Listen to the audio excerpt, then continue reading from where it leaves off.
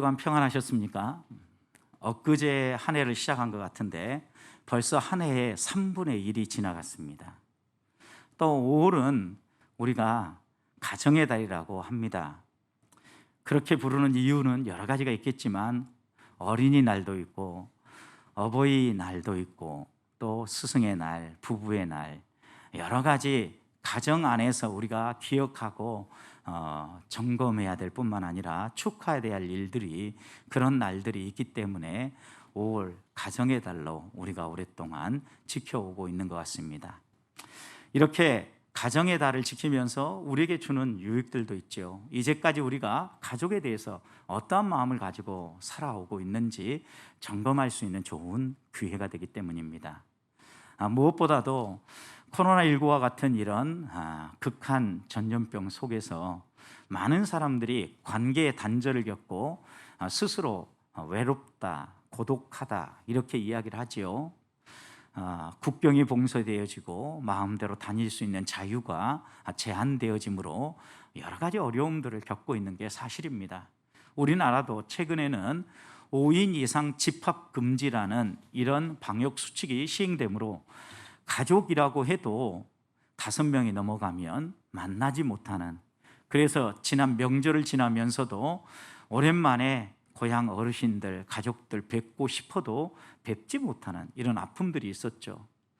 그럼에도 불구하고 이런 시기에 그나마 편안하게 마스크를 벗고 만날 수 있는 대상이 있는데 그 대상이 바로 가족이라고 합니다. 그래서 아무리 우리 안에 우울감이 가득하고 또 고독한 마음들이 가득하다고 할지라도 든든한 가정이 있고 환하게 웃으며 맞아주는 가족이 있는 사람은요, 여러 가지 외로움과 우울증이 다가와도 쉽게 견뎌내고 쉽게 탈출할 수 있다라고 이야기를 합니다. 그래서 이런 가족의 의미를 우리가 이번 한 달 동안 같이 새기는데, 특별히 오늘은 어린이 주일입니다. 성경에 보면 어린이와 관련해서 우리 주님께서 교훈해 주시는 여러 가지 교훈들이 있는데 가장 대표적인 교훈은 너희가 어린아이 같이 되라는 겁니다. 신앙생활 할 때 어린아이처럼 다른 것 의지하지 말고 부모만 붙잡는 어린아이처럼 하나님 아버지만 붙잡아라 라고 교훈하시는 거죠. 하나님 앞에서 겸손하게 또 순수하게 진실하게 하나님 한 분만을 붙잡고 오로지 의지하면서 살아가는 이 믿음만이 우리를 천국으로 인도하기 때문입니다.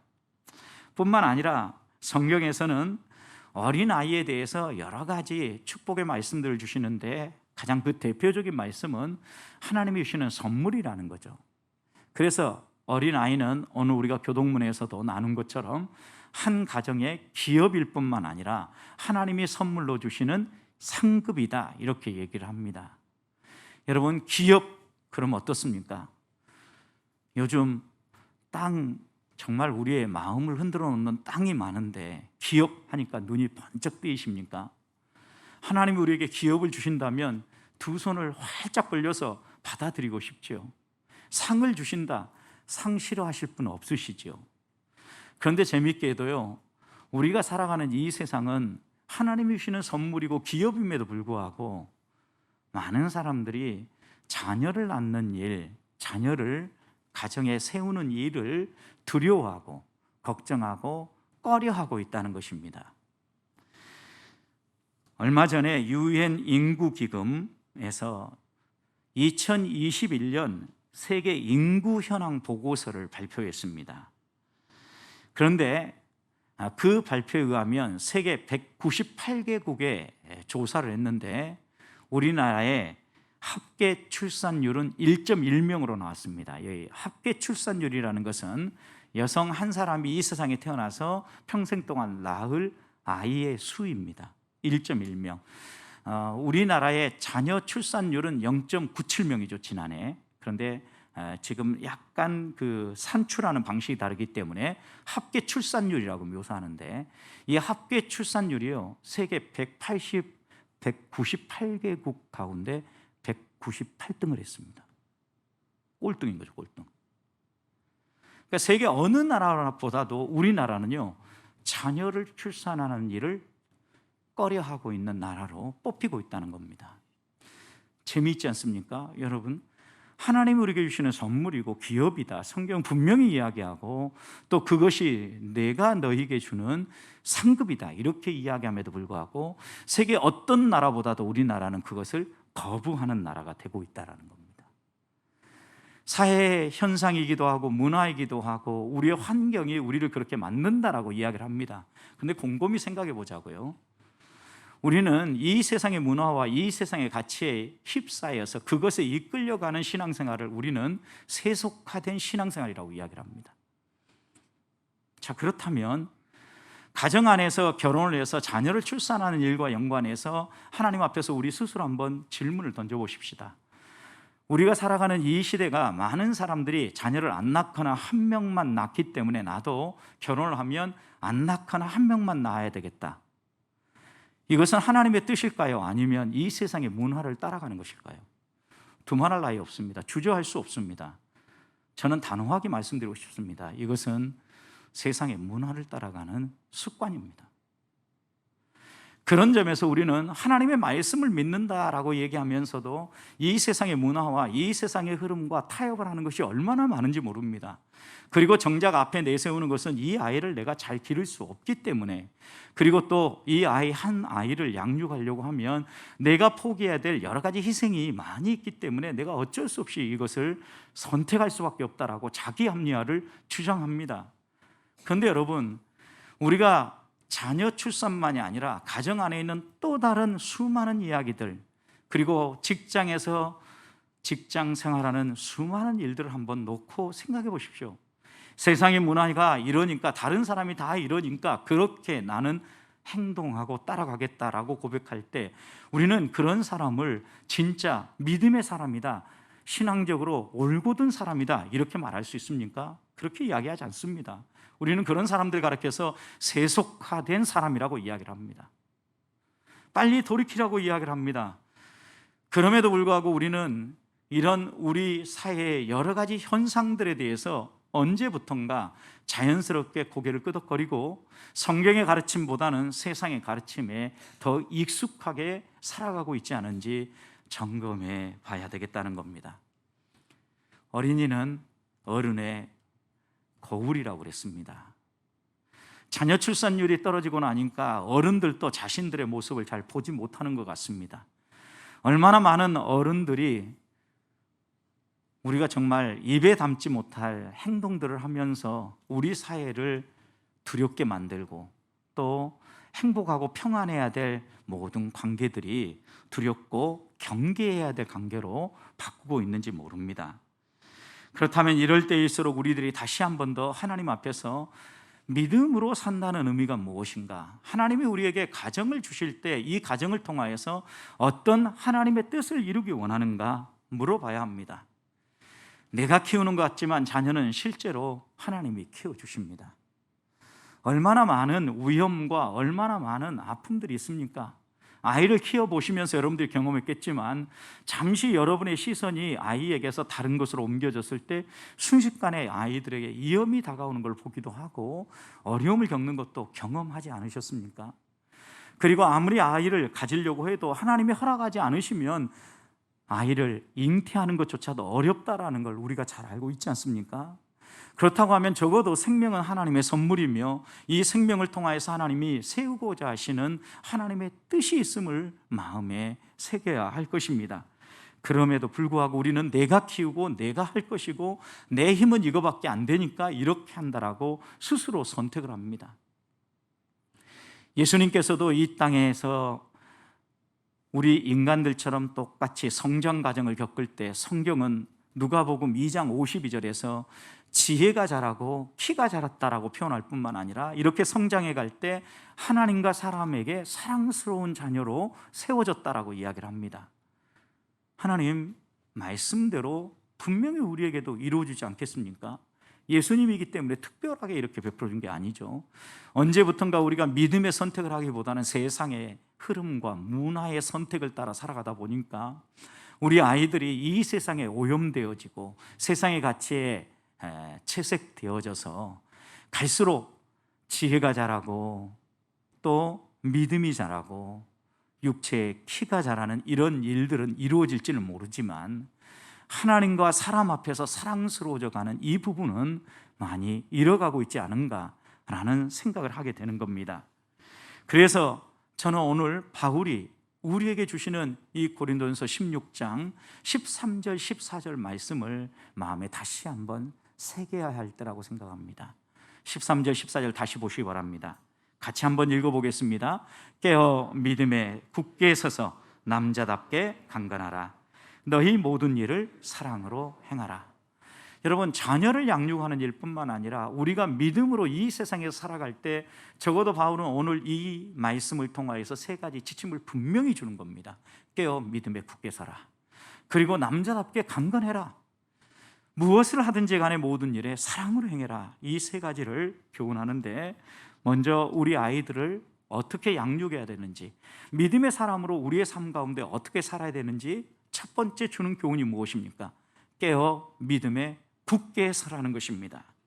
먼저 깨어 있으라고 말씀하시는 이유가 무엇입니까? 바울은 이 단어를 사용할 때마다 주의 재림과 연관해서 이 표현을 씁니다.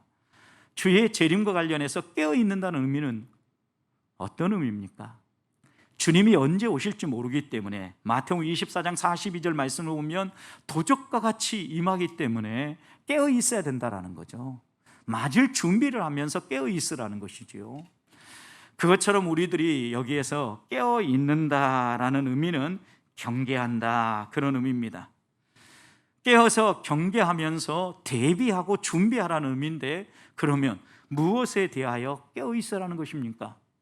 성경은 우리에게 계속해서 깨어 있으라고 할 때 우리를 공격하고 우리를 깨뜨리고 우리를 넘어뜨리려고 하는 사탄 마귀에 대하여서 깨어 있으라고 얘기하죠. 베드로전서 5장 8절 말씀을 보면 근신하라, 깨어라. 너희 대적 마귀가 우는 사자같이 두루 다니며 삼킬 자를 찾는다 그랬습니다.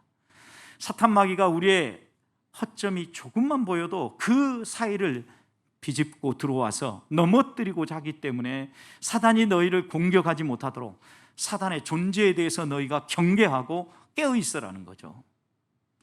뿐만 아니라 성경은 이 세상의 악한 풍습과 문화에 대해서도 깨어 있으라고 이야기를 합니다. 우리도 알지 못하는 이 세상의 풍습과 이 세상의 가치가 우리를 공격해 오기 때문입니다. 바울이 에베소 교회를 3년 동안이나 눈물로 양육하면서 마무리 짓고 떠날 때 에베소 장로들에게 부탁을 합니다.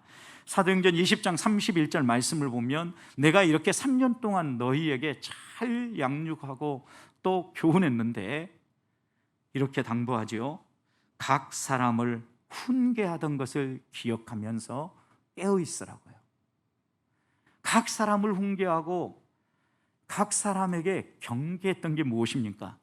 믿음의 도리를 흔들고 이 세상의 가치로 우리를 흔들어 놓는 이 모든 것들에 대하여서 너희가 넘어지지 않기 위해서 깨어 있으라는 거죠.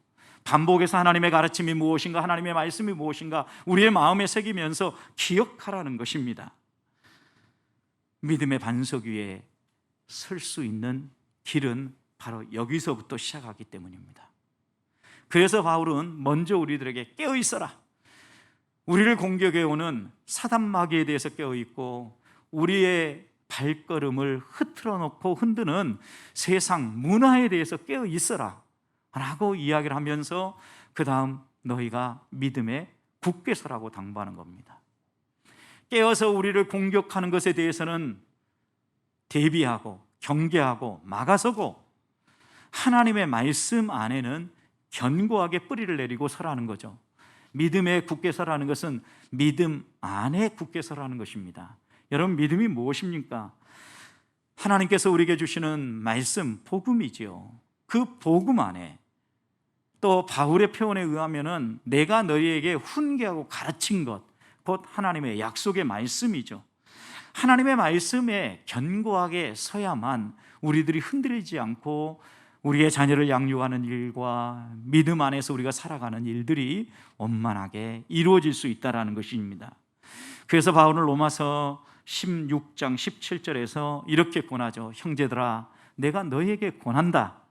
너희가 배운 교훈을 거슬러서 분쟁을 일으키거나 거치게 하는 자를 살피고 그런 자들이 있다면 그런 자들로부터 너희는 꼭 떠나라 당부하는 겁니다.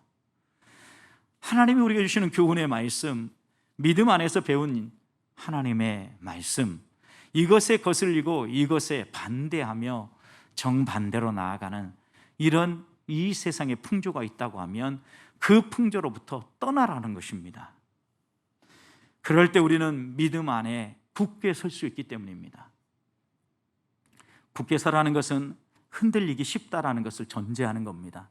실제로 우리의 삶을 살펴보아도 한 주간을 살아갈 때 얼마나 많은 유혹거리들이 있습니까? 흔들릴만 한 상황들이 수시로 우리에게 펼쳐집니다.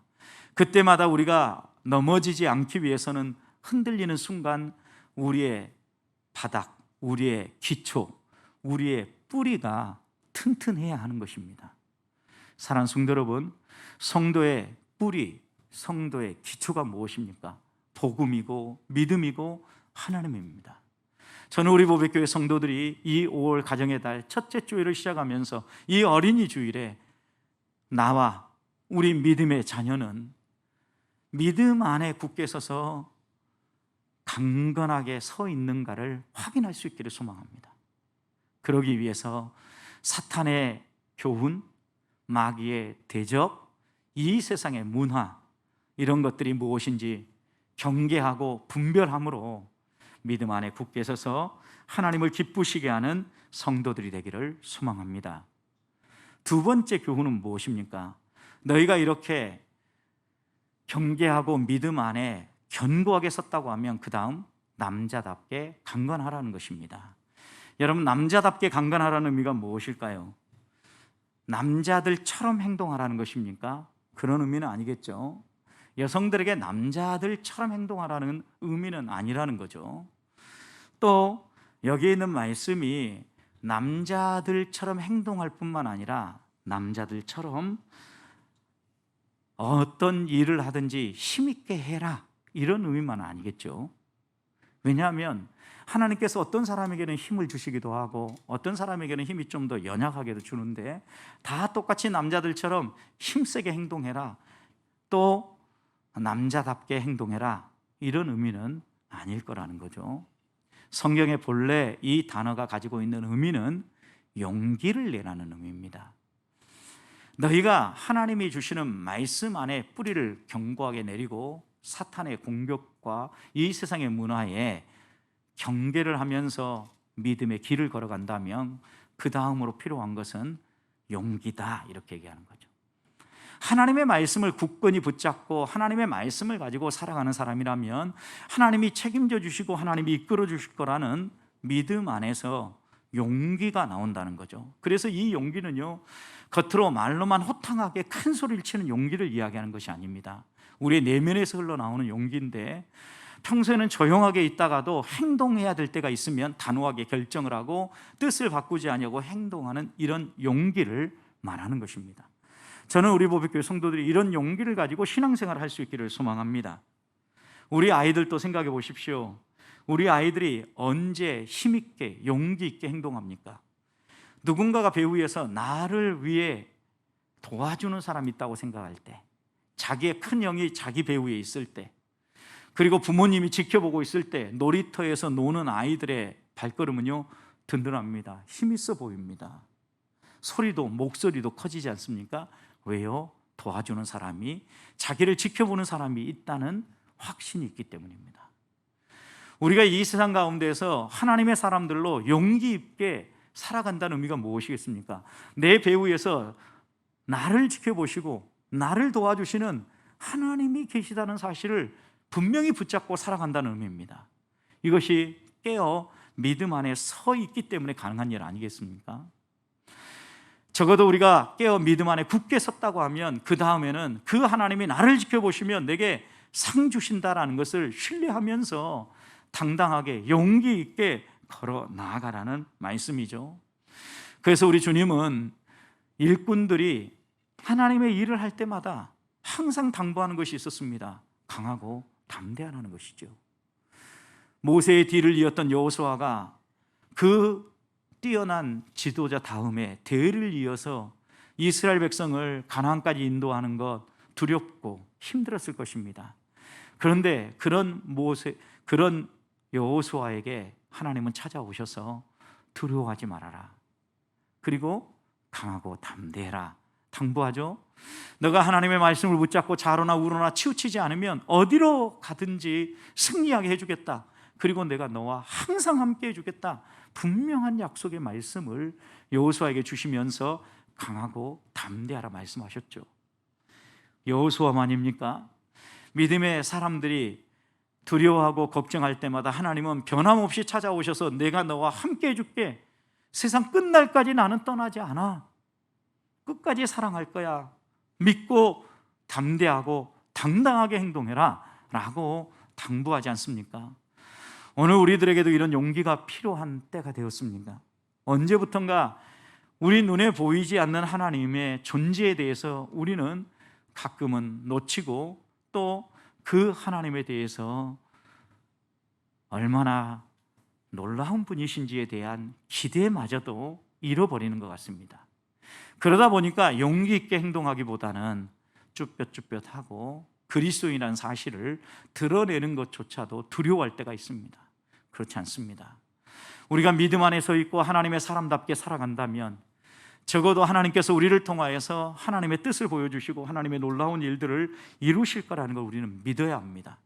그럴 때 용기 있게 행동할 수 있기 때문입니다.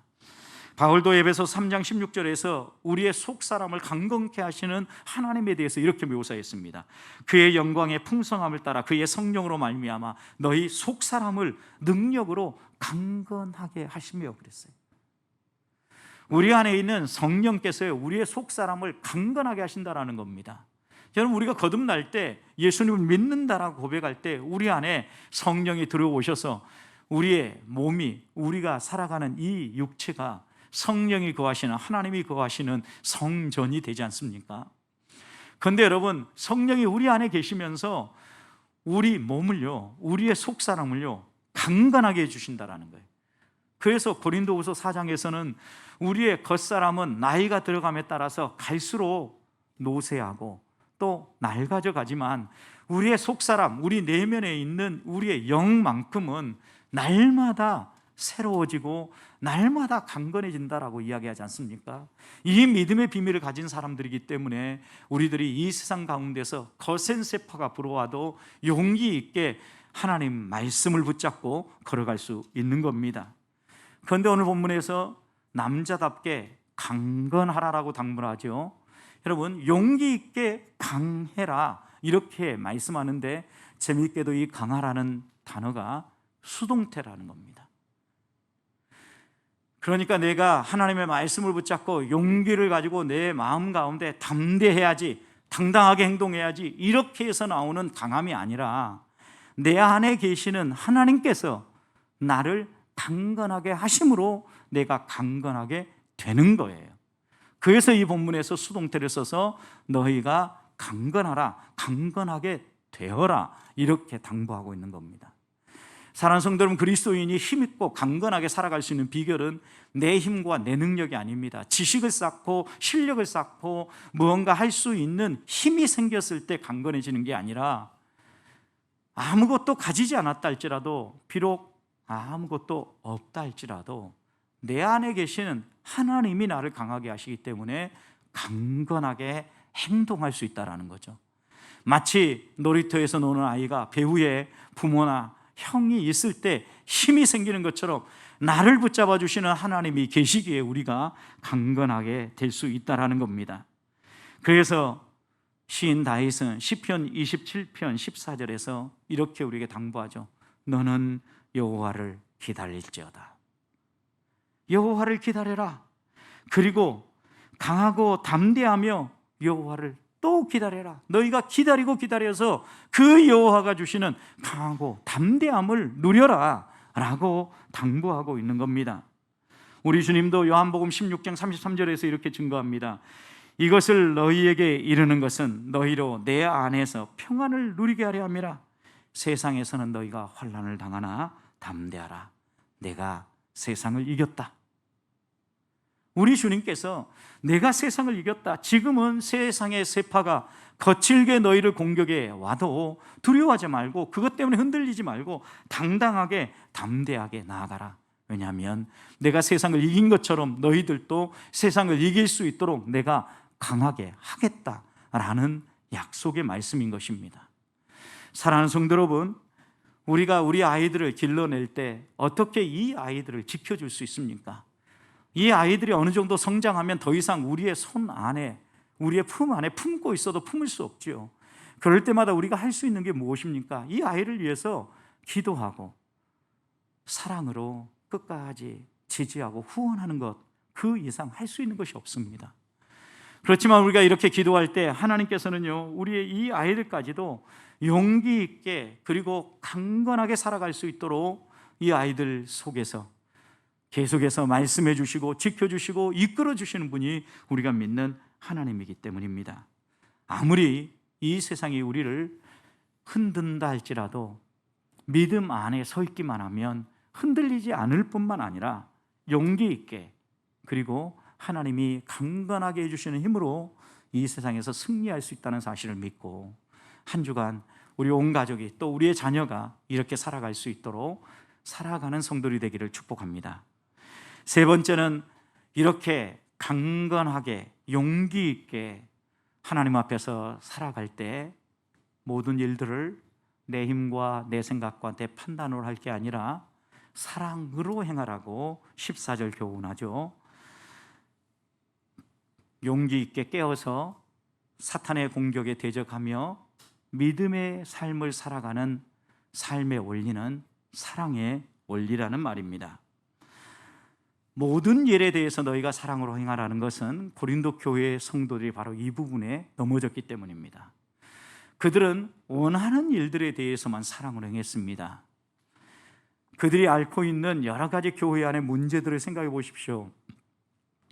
바울을, 아볼로를, 그리스도를, 베드로를 서로 존경한다라고 이야기하면서 분파를 만들고 갈등을 일으켰던 그들이 그들 마음 가운데 모든 일을 사랑으로 행하고자 했다면 이런 일들이 이루어졌겠느냐는 겁니다. 사랑이 무너졌기 때문에 분파가 생기고 갈등이 생긴 거 아니겠습니까? 어떤 사람은 믿음이 좋으니까 나는 시장에서 파는 고기를 먹어도 아무런 문제가 없다라고 생각하면서 먹음으로 믿음이 연약한 자들을 흔들어 놓았고 그들을 믿음으로부터 넘어지게 만드는 일들이 발생했는데, 형제를 사랑하는 마음이 있다고 하면 자기의 필요를 생각하기 전에 이웃이 이런 행동으로 말미암아 어떤 영향력을 받아야 될 것인지, 받게 될 것인지 생각했더라면 그들만 생각하고 시장의 고기를 사 먹었겠느냐는 겁니다. 교회 안에서 예배할 때 질서를 무시하고 또 자신이 성령 충만한 사람인 것인 양 자랑하기 위해서 은사를 내세웠던 이것 역시 그들 안에 사랑이 있었으면 이렇게 했겠느냐는 겁니다. 그래서 바울은 다시 한 번 더 우리 그리스도인들이 이 땅을 살아갈 때 어린 시절이든 성장에서든 어느 순간이든 모든 일을 행할 때 사랑으로 행해라 라고 당부하고 있는 겁니다. 로마서 13장 8절에서는 피차 사랑의 빚 외에는 아무것도 빚지지 말아라. 빚을 진다면 유일하게 너희에게 허락되는 것이 있는데 사랑의 빚이다. 요한일서 4장 11절 사랑하는 자들아 하나님이 이같이 우리를 사랑하셨은즉 우리도 서로 사랑하는 것이 마땅하다. 하나님이 가장 자신의 소중한 것을 내어주며 사랑한 것처럼 우리들도 이같이 사랑하는 것이 마땅하다. 모든 일을 할 때 사랑으로 행하라는 것입니다. 믿음으로 한다라고 이야기를 하면서 얼마나 많은 사람들에게 상처를 입혔습니까? 그런 점에서 믿음으로 행하는 일은 반드시 사랑과 함께 가야 합니다. 믿음으로 한다라고 얘기하면서 자기의 뜻을 드러내고 자기 생각을 관철시키는 행동은 어리석은 행동입니다. 믿음 안에서 같이 우리가 어떤 일들을 행하고자 할 때 어떤 사람은 좀 빨리 달릴 수 있고 어떤 사람은 좀 늦게 달릴 수 있습니다. 여러분, 내가 무조건 1등하기 위해서 앞장서 달리기보다는 그때 내 속도를 좀 늦추고 늦게 달리는 아이의 손을 붙잡고 같이 달려주는 것, 이것이 사랑 아닙니까? 하나님은 우리가 믿음의 공동체 안에서 믿음의 가족 안에서 서로 손을 잡고 한 사람의 낙오자도 없이 하나님이 이끄시는 그 곳까지 손잡고 함께 오기를 원하십니다. 맞잡은 손 놓지 마십시다. 하나님께서 우리를 한 가족으로 묶어주셨고 우리들이 서로 손잡고 격려하면서 하나님이 부르시는 그날까지 경주에 가도록 가족으로 또 한 교회 성도로 묶어주셨다는 사실을 잊지 말자는 것입니다. 사랑이 먼저입니다. 그리고 일이 있고 그리고 우리 앞에 어떤 사역이 있는 것입니다. 사랑이 무너지고 사역이 앞서다 보면 낙오자가 생기고 또 소외받는 사람이 반드시 나오게 되어 있습니다. 우리 주님께서도 제자들에게 내가 너에게 새 계명을 준다. 서로 사랑해라. 너희가 서로 사랑하기만 하면 사람들은 너희를 보면서 너희가 나를 따르는 제자라는 사실을 알게 될 것이다 라고 분명하게 말씀해 주셨습니다. 이 말씀 우리의 마음에 새기면서 어떠한 일을 하든지 모든 일들을 나는 사랑으로 행하고 있는가 돌아보면서 우리 아이들도 그 마음에 사랑이 심겨지고 우리 부부 마음에도 사랑이 심겨지고 어떤 일을 하든지 간에 사랑으로 행할 수 있는 성도들이 되기를 소망합니다.